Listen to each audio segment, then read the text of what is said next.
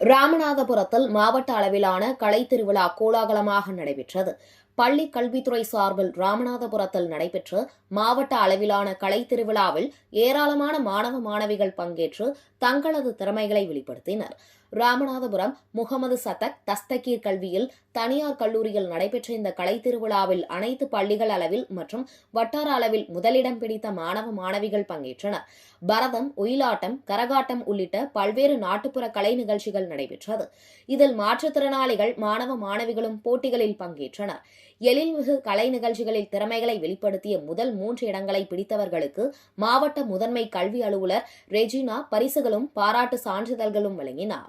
விழாவில் கல்வித்துறை அலுவலர்களும் ஆசிரியர்கள் என ஏராளமானோர் பங்கேற்றனர்.